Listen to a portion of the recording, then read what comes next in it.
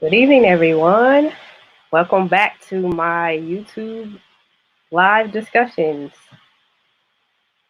I'll wait a few seconds, let people get logged in. So there's a slight delay.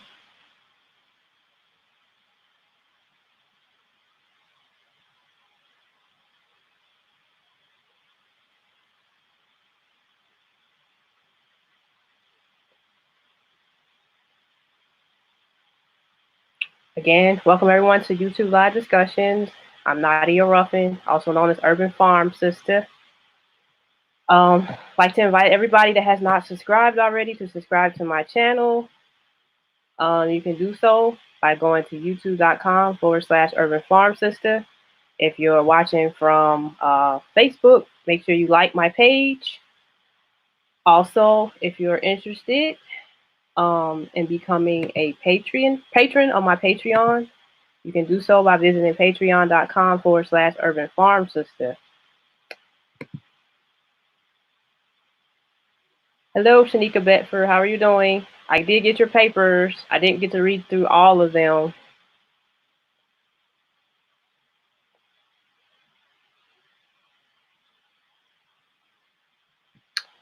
So tonight we're going to talk about fruits and vegetables. Uh, you would think that most people would know that there's a difference between the two, but there's been some confusion created, especially for some fruits that may not be sweet. They may be classified as a vegetable.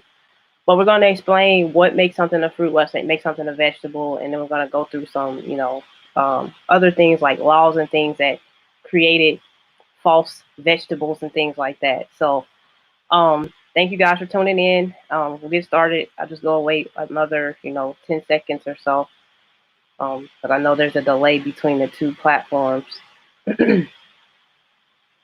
How's everybody doing this evening?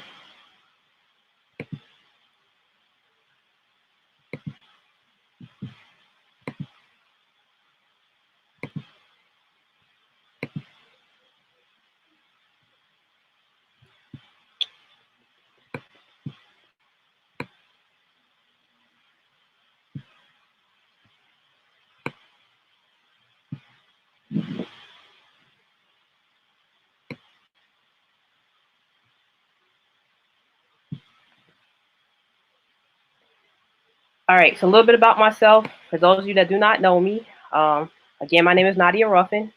I'm located in Cincinnati, Ohio. I'm an entomologist, a scientist, a farmer, a researcher, and an educator. I have 2 degrees. I have a Bachelor's of Science in Agriculture from The Ohio State University, where my focus was animal sciences, as well as pre-veterinary medicine, and I minored in entomology. I have a Master's of Science in Entomology from the University of Nebraska. So an entomologist is a person that studies insects.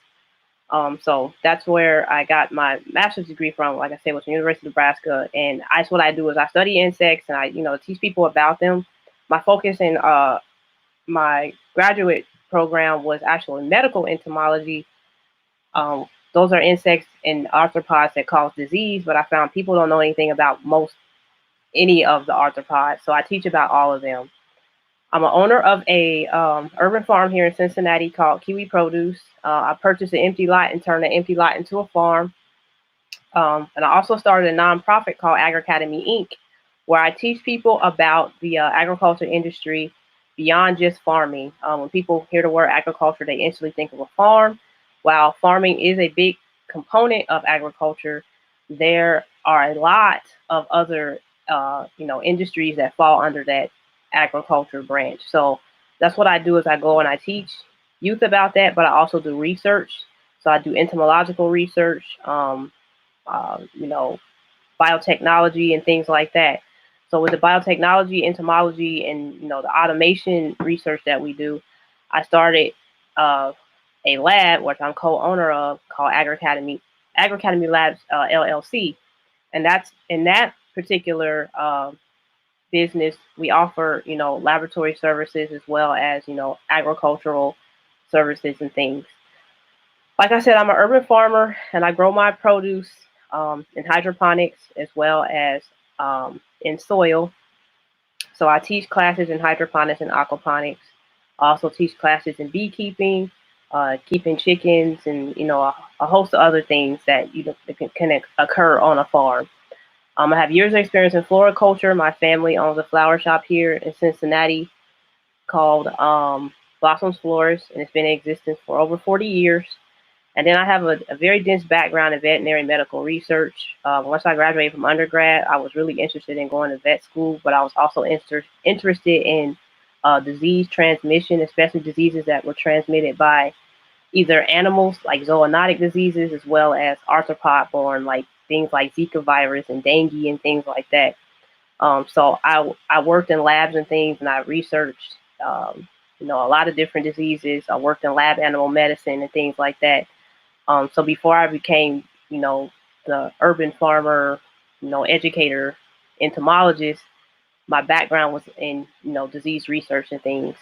And so I also had a position at the health department here, and I was a disease investigator. And that's why, when you hear me talking about, especially COVID-19 right now, or talking about any type of disease, uh, that's where all that, came from, is that I used to work in public health.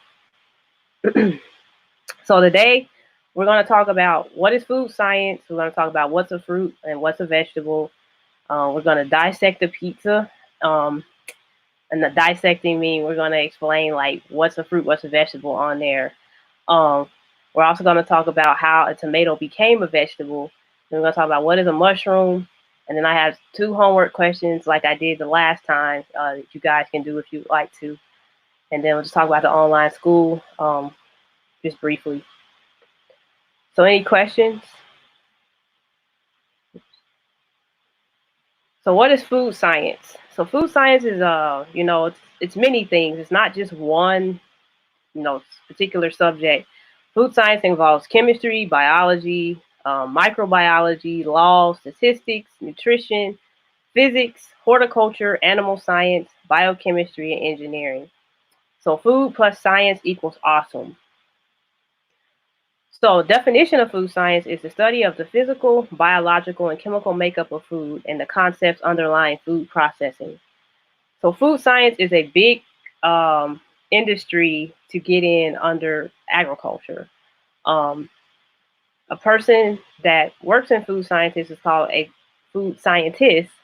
And what they do is they research ways to improve food. So it could be they're trying to improve the nutrition or the bioavailability, which we'll talk about that in a second.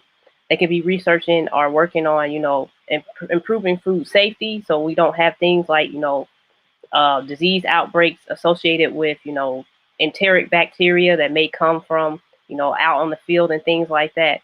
They also look at the chemical makeup of food. They figure out how to make, certain nutrients more available, or, look at how a food is created, the chemistry that goes behind it, like in preparation and things like that. So then they look at how to prepare food. There's different ways that you can prepare food, and you'll get the nutrition from it, or there's ways that you can prepare it that, or make it easier for somebody to prepare it at home. They also look at growth. So if they're working with plants, they're looking at the growth rate and factors that help that plant, produce whatever product they're trying to get from it. Or if there's animals, they're trying to find ways to improve animal muscle or whatever organ or body part that that person may be going to consume. They try to find ways to improve that animal. So food scientists are very important, and they're very important in the agriculture industry. And so, like I said, with Agri Academy, I would try to go around and I teach youth about these different, positions and opportunities and careers that are available. And so this was one that we would focus on, and we talk about different things in food science. So tonight we're going to talk about fruits and vegetables. But what is food made from? Well, it's made from 5 fruit groups. It's dairy, vegetables, fruits, grains, and proteins. In the grains, we actually, I did a class last week about corn, and I was supposed to do wheat, but I had to switch it to Monday. But that's a grain that we were focusing on. I have videos about the corn, and I'll have videos about the wheat when I do it tomorrow. But our food it consists of, things that have to be grown out in the environment. So a food scientist, they're going to work on improving those things. So there are 7 essential nutrients that your body needs. Carbohydrates, which are sugars, proteins, fat. Your body does need fat. The reason your body needs fat, there are certain vitamins that will only be absorbed if there's fat in your diet. If you don't have that fat present, they can't be absorbed into the small intestines, and so your body will not be able to utilize those vitamins, and as a result, you'll become deficient. An example of a fat-soluble vitamin is vitamin A, as well as some of the B vitamins. So you need fat present in your diet to make sure that those vitamins get mixed in when they're in your stomach. They get mixed in with that fat, and that fat will actually create a little house around it, which will allow it to actually pass through the small intestine lining so that it can go into the bloodstream and those vitamins, get to where they need to go. Your body needs fiber. That's good for digestion. Fiber is very important. Humans, we don't have things like a cecum or a rumen that can help break down cellulose, which is um, a plant protein. Animals that have rumens and cecums, they have microorganisms that actually help break that stuff down. But fiber is important in our diet because it helps keep you regular. It helps, eliminate waste and things. So then you also need vitamins, vitamin A, D, E, B, vitamin K. These are all essential vitamins that your body needs so that it can function and carry out the biological processes. And then the main one your body needs is water. Our bodies are majority water.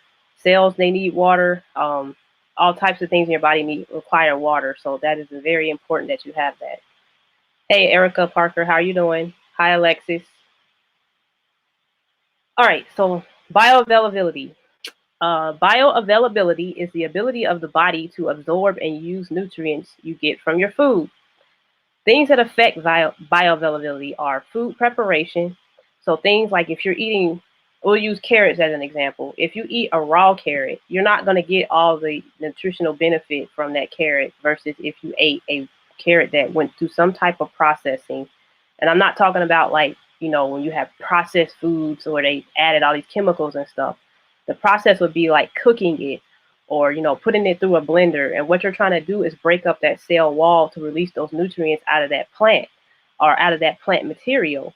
But a lot of times we don't get the nutrients that we need because we don't always properly prepare the foods that we have. So what happens is we eat them and they just pass right through our digestive tract, and we didn't get the vitamins, minerals, and all those other essential things that we needed from it because we didn't prepare it properly. So a food scientist would, find ways of preparing, say, a carrot that you could get all the bioavailable nutrients from it. Um, Also, the variety of foods that you eat in each meal. Like if you're only eating one thing, like if you're only eating protein and you're not eating fruits and vegetables, and you're not incorporating, grains and things, you're not getting a full essential meal that's going to provide all the nutrients that you need. So you can become deficient if you're only eating one certain thing all the time. I know some people that they'll eat like at a certain fast food restaurant the same thing like every day, sometimes multiple times a day. You're not getting the nutrition that you need, and then your body's going to suffer because of that. Also, things that affect bioavailability are water. You have to have water in your diet. You have to have water, for your cells and things to perform their task and the things that they need to do. And if you don't have that present, they can't carry out the biological processes that they need to. Also, stress on the body can affect your bioavailability.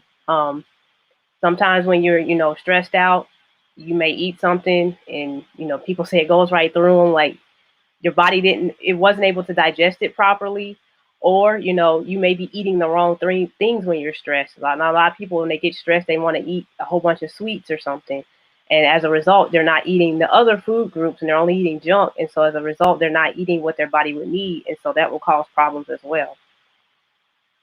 So any questions?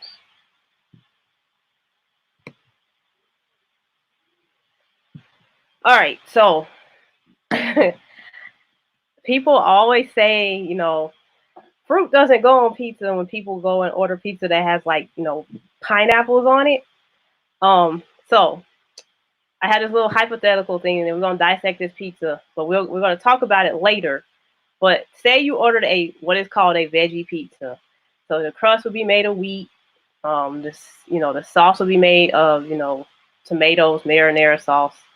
You would have cheese, usually mozzarella. Sometimes they use provolone, and then you have your toppings. So say you on your veggie pizza, you got crushed red peppers, you got sun-dried tomatoes, you got jalapeno peppers, you got onions, you got olives, whether they were green or black. You got green bell peppers. You got roasted red bell peppers. Then you got spinach, and then you also got mushrooms on there. So I want you guys to think about this because we're gonna come back to this slide at the end.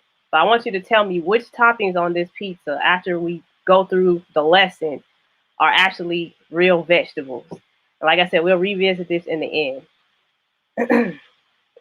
All right, so let's talk about fruits and vegetables. So fruits, the scientific or botanical definition of a fruit is the swollen ovary of a pollinated flower that contains one or more seeds. The sweetness of a fruit comes from a natural form of a sugar called fructose.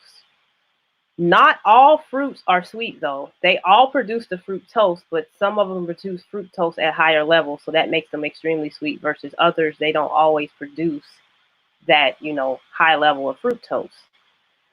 Just because these fruits are not sweet, that does not make them a fruit.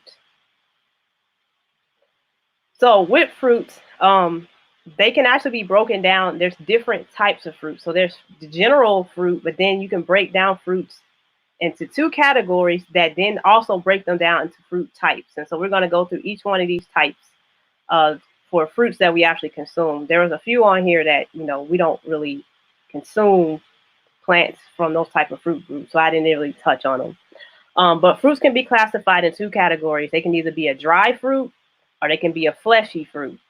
So we're going to go over the dry fruits first.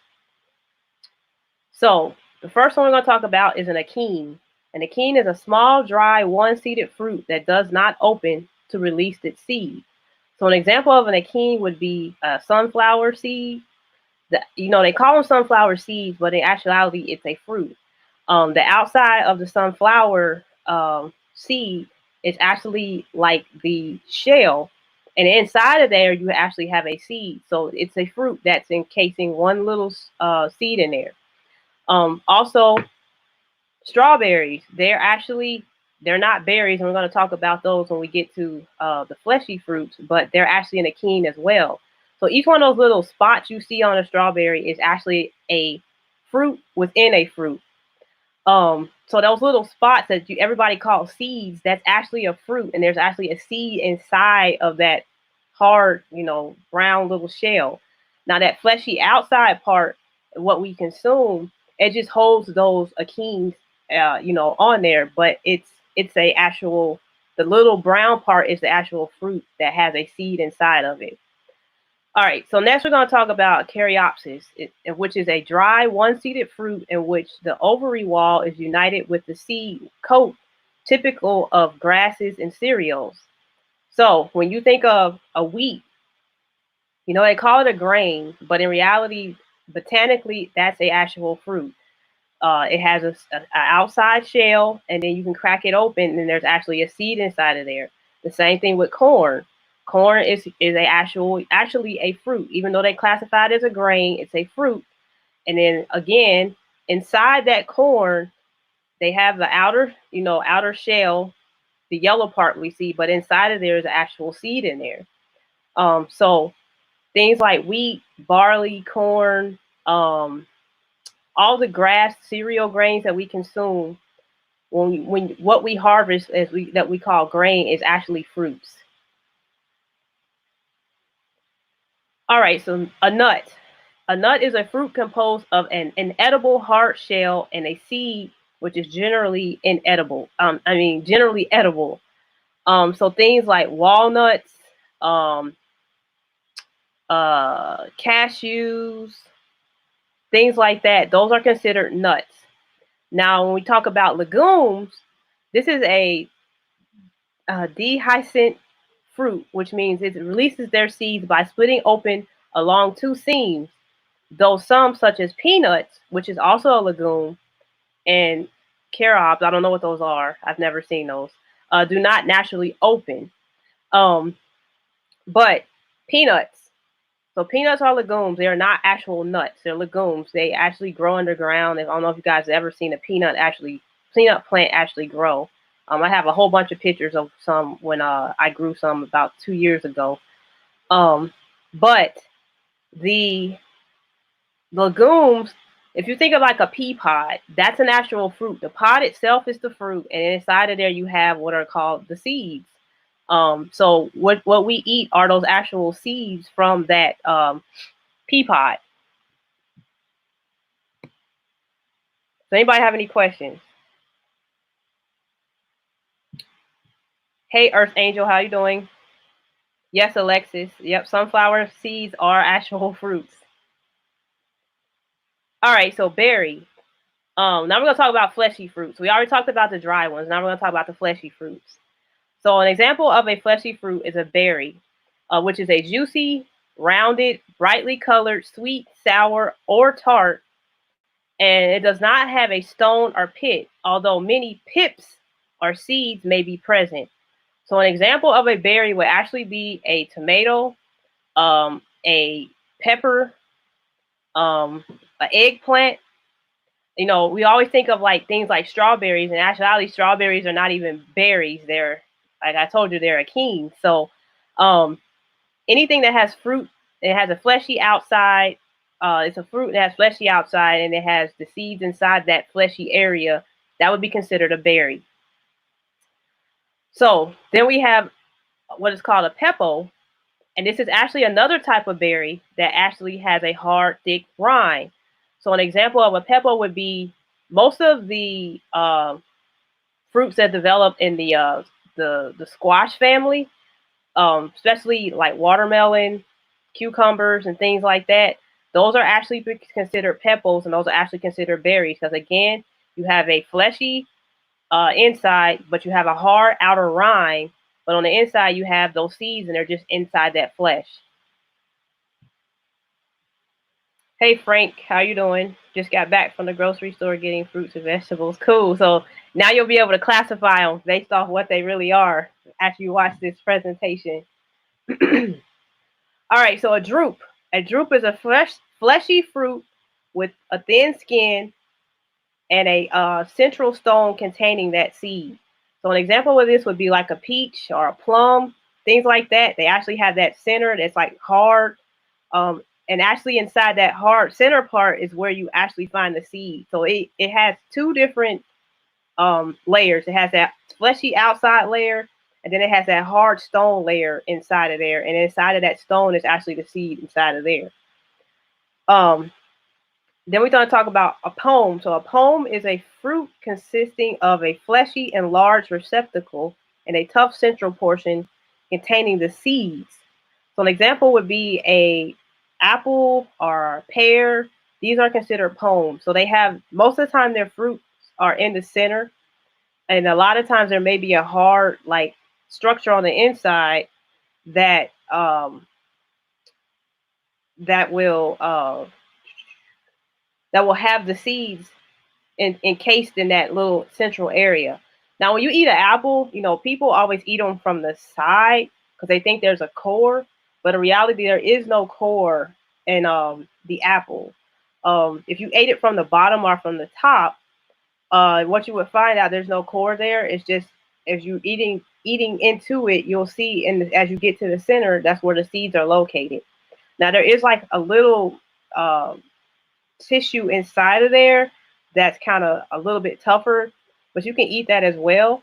But there's no core that says like that you just can't consume. Um, I wouldn't eat apple seeds because if you get too many apple seeds, what happens is they can be toxic and they can actually kill you. They have a chemical in them called amygdalin that makes cyanide once it mixes with your stomach acid, and so you don't want to eat too many of those. But you know, just to let you know that apples don't really have cores, so you can actually eat the whole apple. All right, so the last fruit we're going to talk about is the hesperidum. So hesperidum fruits they have sectioned pulp inside a separable rind. An example of this would be an orange, a grapefruit, a lemon, a lime. So when you think about when you cut up on an orange, you have like all those little sections that we consume, those little fleshy parts. But then the seeds are interdispersed inside of there. So this would be an example, like the orange here, of that particular type of fruit. True or false? Pole fruit is easily pollinated.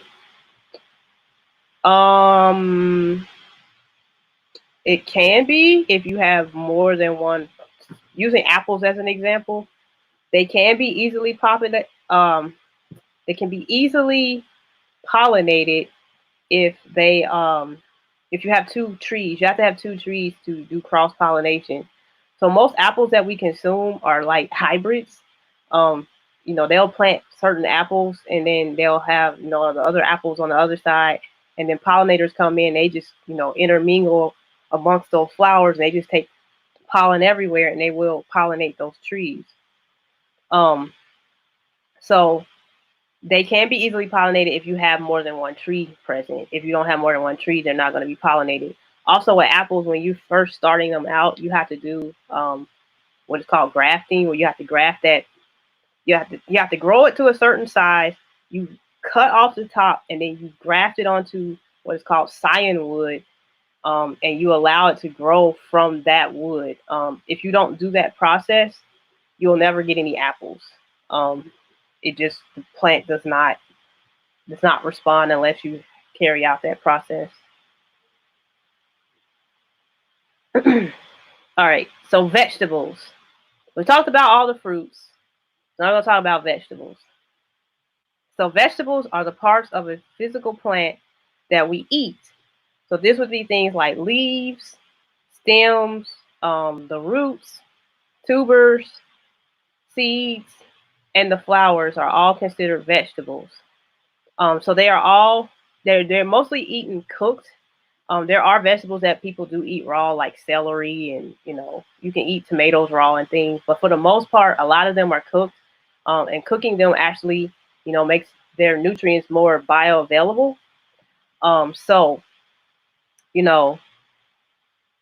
I talked about the carrot in the beginning, eating a raw carrot, you're probably not gonna get all the nutrients that you would need or get from it versus if you cooked it. Vegetables usually have lower sugar content. So can you guys name some vegetables? Because they don't have like vegetable categories like the fruits do. But can you guys name some vegetables? I want to see if you guys name vegetables that um that would fall under what? Can you name some vegetables? Just name some.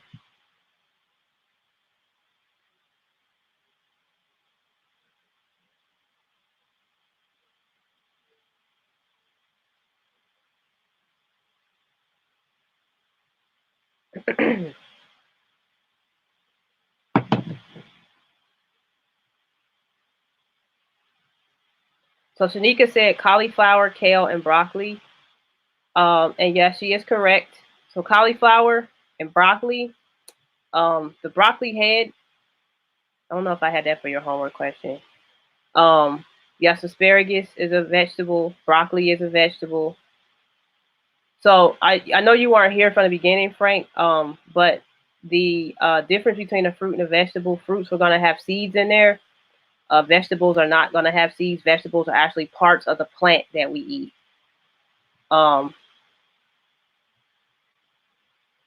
So I saw another question up here about almonds.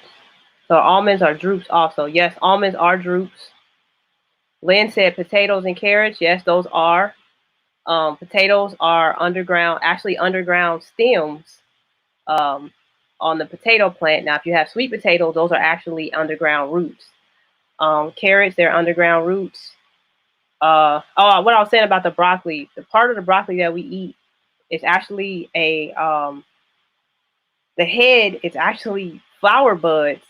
And so if you left that on there and it got hot outside, because broccoli is a cool weather plant, if you left it outside, those little buds would eventually bloom into little yellow flowers, and then it would pollinate itself. It would get pollinated by pollinators.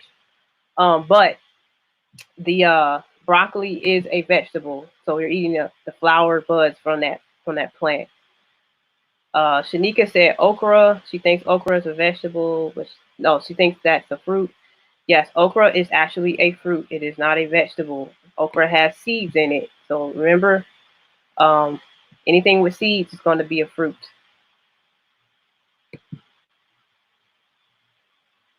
Hold on.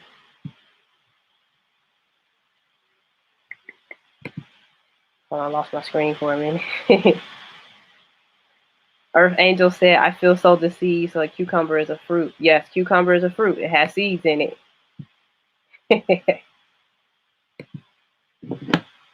Okay. So I think you guys got it now. So we're gonna revisit this pizza thing.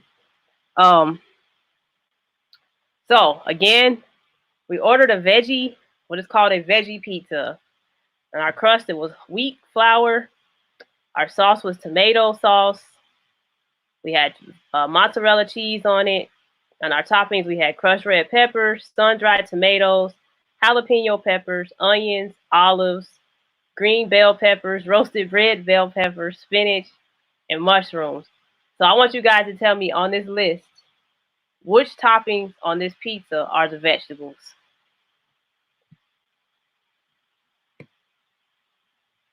Based off what you learned from the presentation. I want to know which ones are vegetables. And I'll wait.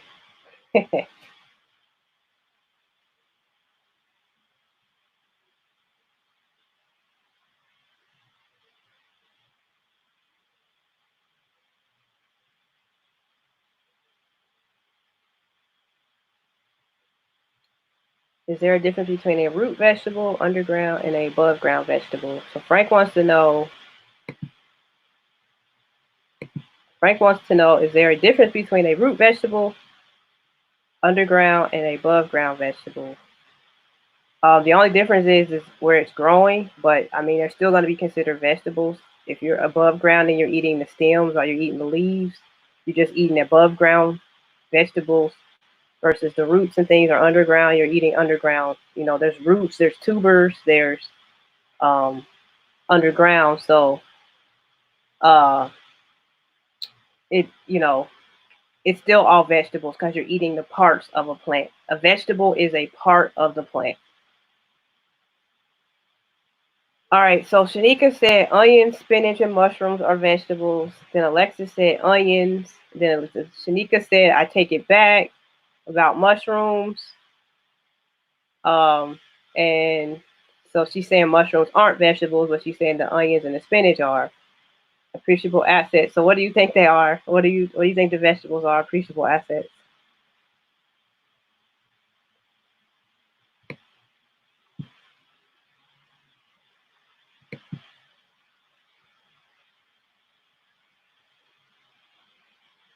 Frank says onions, mushrooms, and jalapenos.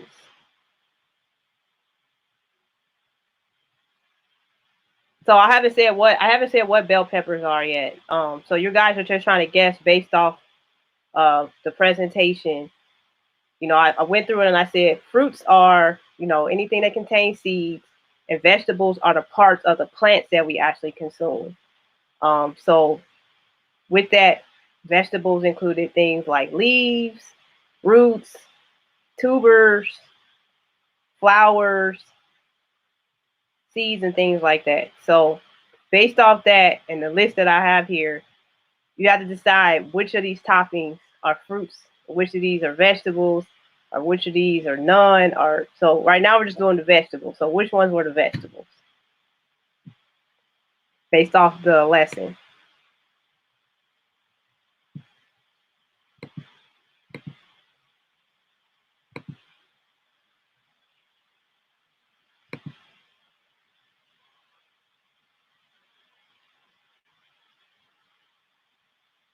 So appreciable assets said onions and spinach.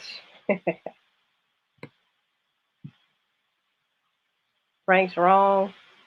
So we're gonna find out in a second. Anybody else want to guess before I give the answer?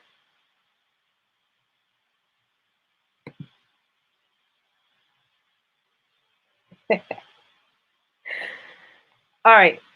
So those are the vegetables, the onions and the spinach. So why are onions? Why are onions vegetables? And why is the spinach? Okay, what part of the plant is spinach?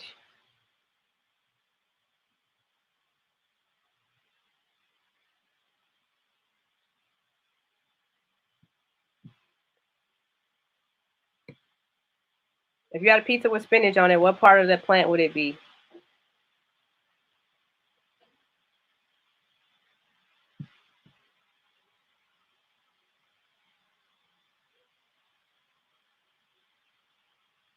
So onions are not roots. Onions actually have a root at the bottom. Those are actually underground stems. The part of the onion that we eat are underground stems.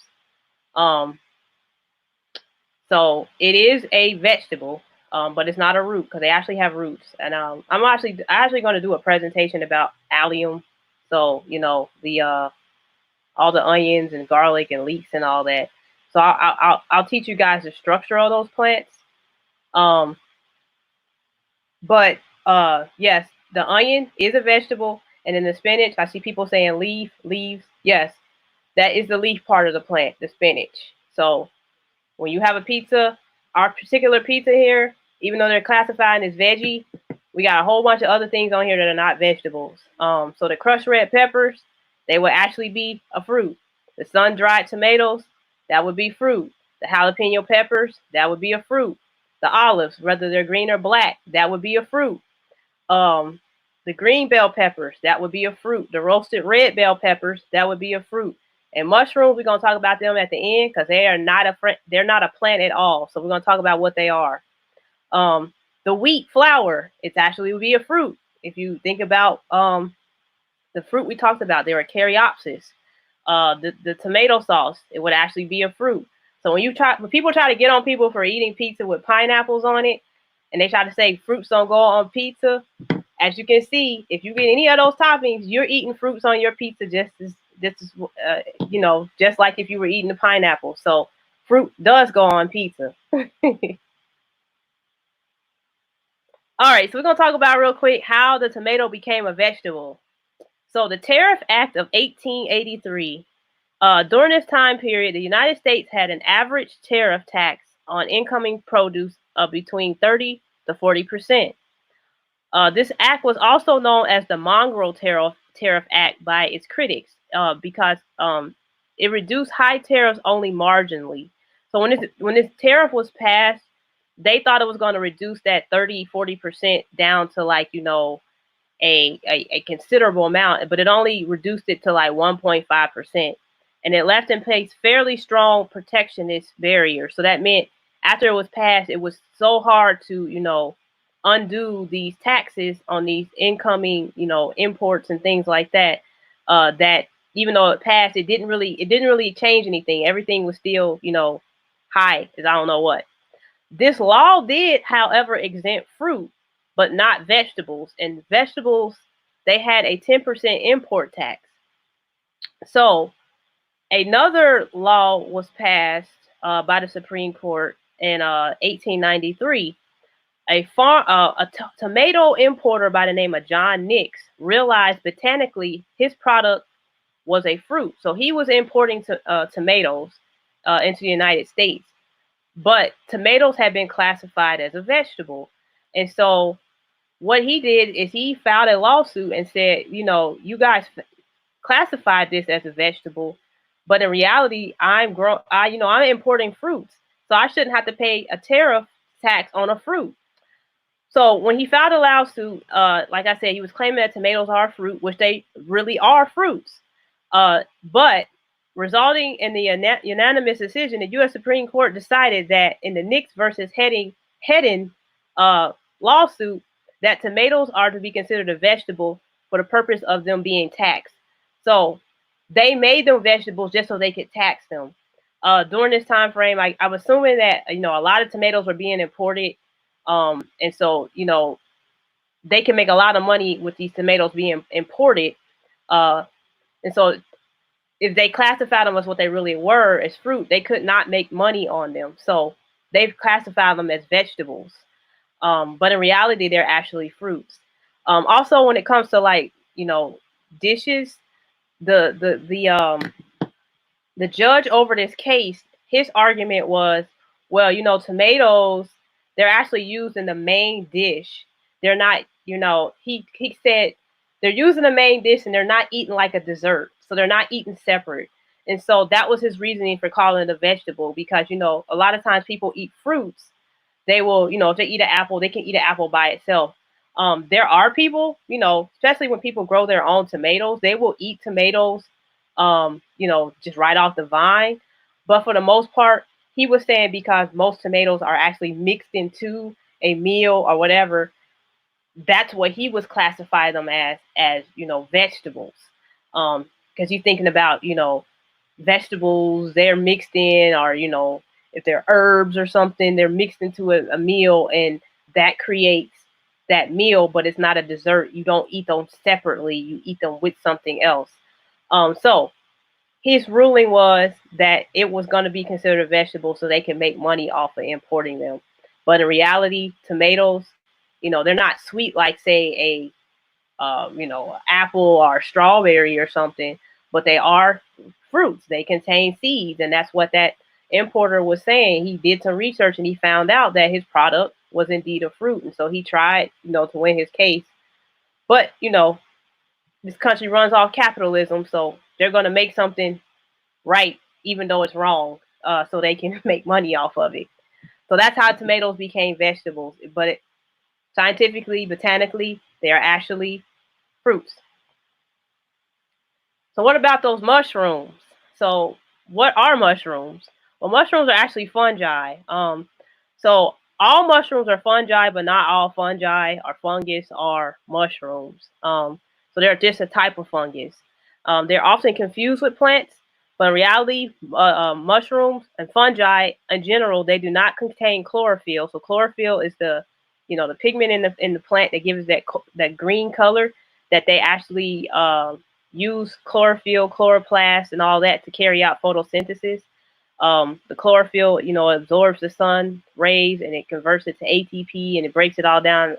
I'm not gonna go to the whole photosynthesis process, but just know that fungi are not plants. They don't have any chlorophyll in them, so they don't carry out photosynthesis. Plants produce their own food, so they're autotrophs. But fungi, mushrooms, they are unable to produce their own food, so they feed on decaying matter. They change dead things into humus, which is rich in the nutrients that plants use as food. So they can be considered decomposers.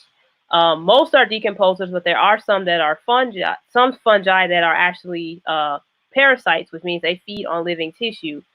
So just know, those mushrooms, they're not even plants. They're a fungus that we had on our pizza. So when you're eating mushrooms, you're actually eating a fungus. You're not eating a plant. They're actually more related to like they're not plants, so they're not autotrophs. So when people try to say I know some groups they classify them as plants, to utilize for their food, as far as like if they're vegan or things, but they're not plants. They're heterotrophs. They feed off other things so that they can survive. Just to let you guys know, I'll have an online mushroom cultivation class coming up on May 16th. If you guys are interested, I'll have it listed on the school website really soon. But I'll teach you guys how to cultivate mushrooms. There's a whole bunch of different types of mushrooms that we consume that you can actually cultivate in your home, whether it be medicinal ones or gourmet ones. The magic mushrooms, all that stuff that people utilize, you can cultivate those things in your home. So I'm going to have a mushroom cultivation class starting with oyster mushrooms, and then also showing you how to grow shiitake. And then I may offer another class where I show you how to grow like the button mushrooms and stuff, because they're grown differently. All right, so any questions about fruits, vegetables, mushrooms, bioavailability, any of that? So Shanika said I should have known. I'm waiting on my onions to grow roots and water now. Are you growing green onions, Shanika? Alexis said mushroom is a fungus. Yes, that's correct. Frank Williams said mushrooms have seeds. They do not have seeds. Mushrooms actually make spores. They do not have seeds at all. Mushrooms make the best friends because they're fungi. Not the uncle jokes. So any questions? Before I tell you guys your homework assignment, if you choose to do it or not. So, question number 1 is gonna focus on bioavailability. When early European colonists arrived in North America, Native Americans, especially the Iroquois, taught them how to farm and prepare corn. Europeans took corn back to Europe and began cultivating it. Real and long-lasting problems arose when corn became a commodity crop as early as the 1700s in Europe. In the 19th century, rural South sharecroppers grew corn, sold it, and ate it, but they all became sick. Also, the Europeans back in Europe became sick. So I want you guys to tell me what was the name of the disease that they developed because they were consuming corn.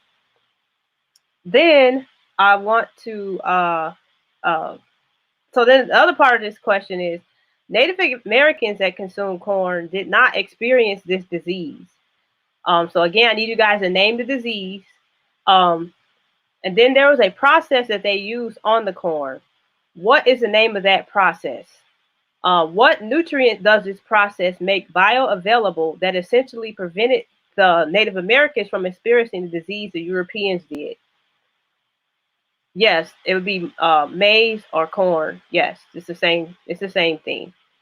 So the question is, number 1, what disease did the Europeans and the sharecroppers develop in the South because they were consuming corn?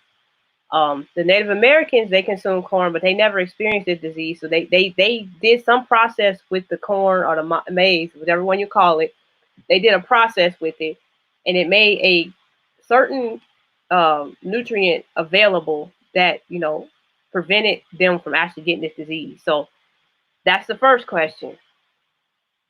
And I'll have these on the school website too, so you can get them there, and I'll post them on the YouTube, in the YouTube description and in the Facebook post description. All right, question number 2. I want you to tell me what types of fruits are the following. So a banana, an avocado, a coconut, a pineapple, a pomegranate, a grape, a cherry, a cashew, and a soybean. I want you to tell me what type of fruit. Now we know they're fruits because they all contain seeds. But I want you to tell me specifically what type of fruit each one of these is. So we went through a list of different fruits. So I want you guys to research it and tell me what each one of these fruits, the real fruit, what it really is. This time I want you guys to answer both of the questions. Last time I let you pick and choose which one. You guys got to answer them both this time if you choose to do this homework assignment. I hope you guys do it. I mean, it's going to help you in the long run, as you'll know exactly what you're eating. And say you're sitting at the table and you're having a discussion, and somebody tries to tell you like a tomato is a vegetable. You can, you can win your argument by telling them, I was watching this live and I learned about this court case that made them vegetables, but in reality they're actually botanically fruits, and I'll explain why they're a fruit. And so you can win your argument. You might be on a game show, and that might be the $1 million question. Like, so what type of fruit is a pineapple? And you'll be able to go in there and be like, it's this, and win. So I want you guys to do the homework so you guys are, researching and understanding the foods and things that you're eating. When you do it, please send it to my email, urbanfarmsister@gmail.com.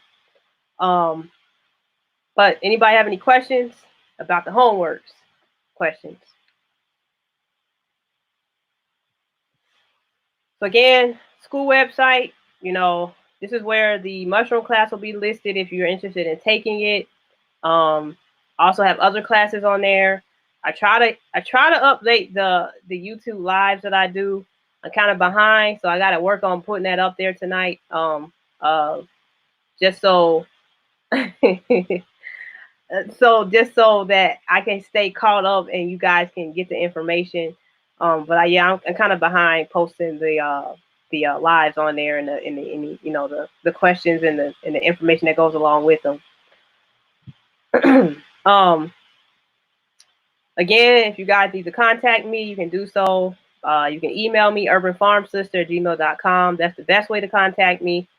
If you're on social media, you can also send me a direct message or you know, inbox, whatever the platform requires you to do. You can visit my website, kiwiproduce.farm /school, things like that. And if you open an account and you register for a class, you have an account, you can actually send messages on there as well. So Frank says, how do you eat a pomegranate? Well, you have to cut it open, and then you eat each one of those little fruits in there. I'm not gonna tell you what kind of fruit it is, but yeah, you eat each one of those little fruits in there. You can eat them. Earth Angel said, nope, mind blown. Thank you for this info. Now I'm ready to debate anybody. I ain't gonna do nothing but show them this video. Then Shanika said, I already pictured myself in that argument. Oh yeah, it's gonna go down. And then you hit them with, like, you know, a watermelon is a type of berry, and you're telling them it's a pepper berry, and then yeah, you're gonna really blow their minds in. Like, they're gonna like, a berry? What do you mean it's a berry? That's not a berry. They're gonna say it's a fruit, and you're like, yeah, it's a fruit, but it's a specific type of fruit. So yeah, y'all gonna have some arguments now that you're gonna have to debate. Let's see, but things like peppers, eggplants, you know, a lot of things that are not sweet, people try to consider them not fruits, but if they contain seeds, they're a fruit. And I also get this, a lot of times people bring up, but what if it's a seedless fruit? Well, it's a fruit. I mean, even though they made it seedless, it's still a fruit. And you know, I have a video the last week when I talked about the GMOs, the hybrids and the seedless. I explained like how seedless watermelons are made, so you can even use that in your argument too if somebody brings that up. Just send them to my site. Just send them to my videos, and they can watch it and they can learn, and then they'll be able to win an argument with somebody. And before we know it, everybody will understand what a real fruit and what a real vegetable is. So, any other questions? Because that is the end of the presentation. Unless you guys have any questions or anything, comments. I see you guys learned some stuff. Let's see. I'm just throw one out there. So, what would oat be considered? Oats. Would that be a fruit or a vegetable?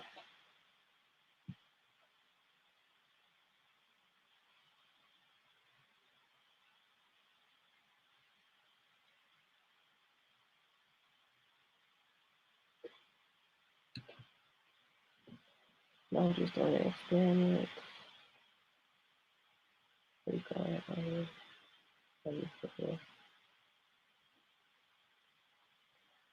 Shanika said oats are a fruit.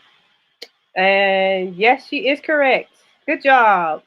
So you understand now. So oats, they're actually grain grass, and they are, what do you call that, caryopsis fruit, where the seed is fused with the actual outer, like, you know, skin or shell. But yeah, it's a fruit.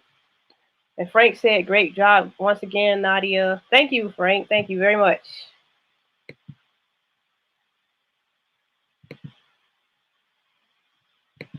All right, so that's the end of the presentation. Again, thank you guys for signing on and watching. If you'd like to, make sure you subscribe to my YouTube channel. Also, make sure you follow my Facebook page. Also, I really need people to be patrons. You can become a patron on my Patreon. You know, those people that help, you know, build my Patreon account, you know, they are providing the funds that I need to, you know, keep this information coming. You know, when I do experiments and I show you how to make things, or, you know, I go out and buy seeds and I grow things, you know, it has a little cost associated with it. So, you know, if you guys really enjoy this information that I present, you know, just consider being a patron, or make sure you at least like my YouTube page, so that, you know, I can monetize things as well as when I present these videos. So that would help me out a lot. Let's see. Appreciable Asset said, so oatmeal is a fruit cereal. Yep. You're eating fruits. Frank says, I always love seeing natural hair and incredible smile. Thank you. Jessica Williams. Why are you crying, Jessica? Shanika Bedford said, can we send via PayPal? Yes, you can send via PayPal as well. How do I contribute? I am late.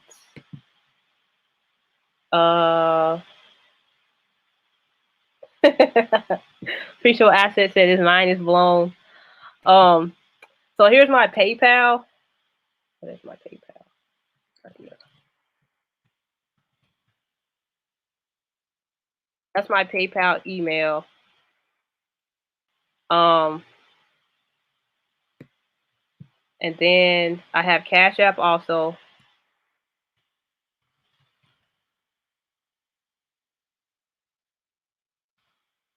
And then Jessica, because I came in at the end. Oh, so you can do the Patreon if you want to contribute financially. You can do the Patreon. You can do Cash App, or you can do PayPal. And then also make sure you subscribe to my YouTube channel as well. Don't forget that that's free.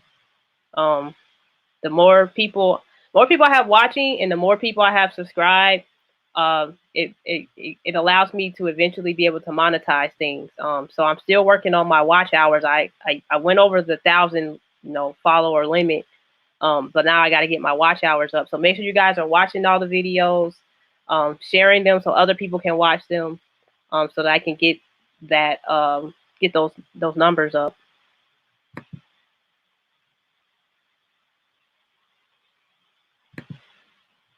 Okay, so any other questions? So yeah, y'all been eating a whole bunch of fruits that y'all thought was vegetables.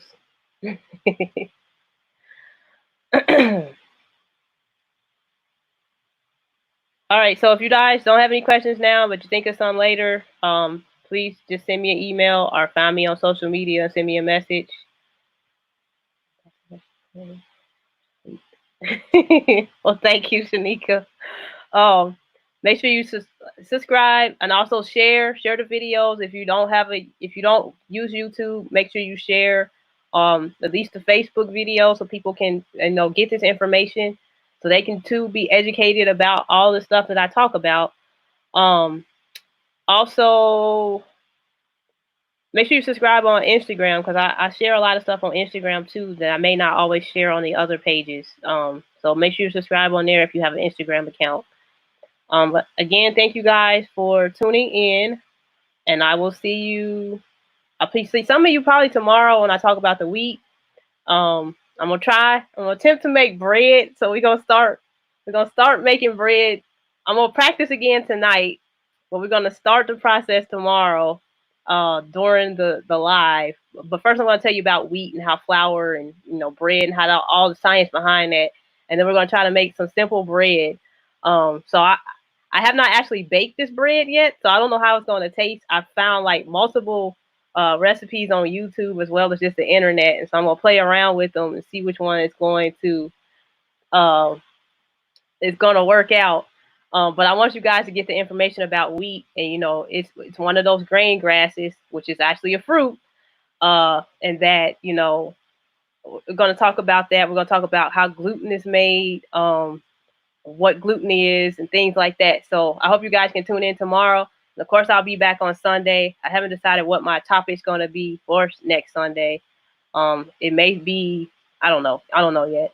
I might switch and talk about mosquitoes for a moment, because they're about to be a problem as we get into the late spring, early summer. But we'll see. As you know, you guys know I'm an entomologist, urban farmer, all that. So I try to cover all different things that I know you guys are going to encounter, especially if you're out gardening, farming, or just outside. You're going to encounter these things, and I just want you guys educated on them. Tomorrow, the wheat class is at 6 p.m. and it'll be on YouTube and it'll be on Facebook. And it's already listed up on the YouTube. So you can just go and hit the reminder, and it'll send you a reminder a half an hour before, and then when it starts, it'll send you a reminder that I've started. But yeah, so I got to think of some other topics to talk about for the week for the Agri Academy. So the wheat is like it's for children to learn, but I know adults are learning as well. So it's for anybody who wants to learn. We talked about corn last week, and I showed you how to pop corn. Just show you how to pop popcorn without, using those microwave bags and stuff. So that video is on my YouTube if you want to check that out. We talked about corn and, how the plant grows and things like that and the different types of corn. And so I was focusing on wheat last week, but I was supposed to do the wheat class last Friday, but I had some other stuff come up, so I had to reschedule it for Monday. But yeah, tune in tomorrow if you can, if you want to see the wheat. And then I'll list some other classes that I'm going to talk about this week as well. Haven't decided yet. Keith Yates said I got way more info than I expected. Well, good. I'm glad you did. Frank Williams said I just made it my donation. Thank you, Frank. Appreciate that. All right, guys. So I'm about to get out of here. So I can go watch some YouTube with my son. He wanted me to watch Corey Kenshin. That's one of his favorite YouTubers. So we're gonna watch his video. He just posted a new one today. So I'll talk to you guys later. Like I said, just send me a message if you have any questions. Thank you for tuning in. Bye.